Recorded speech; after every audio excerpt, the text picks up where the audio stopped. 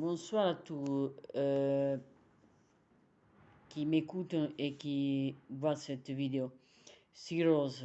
Je fais la vidéo pour rapport à la venue du Messie, du Seigneur Jésus-Christ pendant cet millénium. De ce que Dieu a averti les 12 apôtres qui lui verra avec une grande gloire.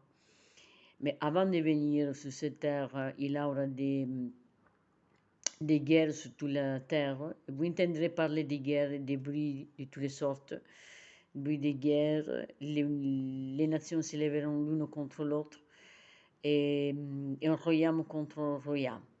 En Matthieu 24, versets 6 et 7, vous trouverez ça. Et lorsque le prophète ont déjà dit qu'il ne soyez pas découragés lorsque nous vous parlons de temps difficiles, car ils viendront bientôt, car l'épée, la famine et la peste approcheront.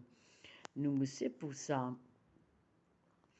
que je parle au nom de Jésus-Christ, qu'il aura des terribles destructions sur la surface des pays, car vous ne devez pas penser qu'un idiote ni en traite de tous les pays, de toutes les prophéties et tous les saints prophètes passeront.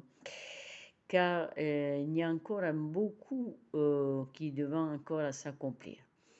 Mais beaucoup de signes sont en cours d'accomplissement. La méchanceté est présente partout, les pays se font constamment la guerre, il y a des tremblements de terre et d'autres catastrophes. Donc il y a des tremblements de terre. Beaucoup de gens souffrent actuellement des conséquences des tempêtes dévastatrices, de la sécheresse, de l'inondation, de la famine, des maladies. Et nous pouvons être sûrs que ces calamités s'aggraveront avant la venue du Seigneur. Cependant, les événements précédents de la seconde venue ne sont pas pour redoutables. Beaucoup d'entre eux apportent la joie dans le monde. Mais je vous dis autre chose. Lorsque la parole nous a été donnée pour que nous puissions louer le Dieu et communiquer, transmettre la joie et exprimer l'amour, elle nous a aussi été donnée afin que nous nous exhortions et défions l'une et les autres. Par contre, nous devons faire usage de ces dons de la parole avec sagesse et parcimonie. Ainsi, la personne dont l'esprit est celle, certes les autres, par les paroles de sagesse que leur communique. En fait, il faut prier comme ça. Oui, Seigneur, rends-nous sages et aide-nous à le démontrer par la parole qui sort de notre bouche. C'est pour ça que celui qui mélange ses discours possède la connaissance, et celui qui a l'esprit calme est un homme intelligent. Mais sache une chose, que lorsque Dieu verra, Dieu, en fait, pourquoi fait les 40 jours de désert? Les 40 jours de désert représentent la période en cui un homme doit prendre soin de son ego, de son bataille intérieure, son combat intérieur entre toutes ses faiblesses intérieures. Et l'attaque du diable signifie quoi? C'est pas l'attaque seulement extérieure d'esprits des démons, d'esprits démons qui vivent sur la terre, mais c'est l'attaque dans le sens de ses faiblesses, de ses pensées, de ses dualités, de ses doutes, de tout ce qui sont l'addiction, de tout ce qui sont les pensées négatives. Et surtout, les faiblesses intérieures signifient l'attachement à l'ego, l'attachement charnel, tout ce qui est de ce monde.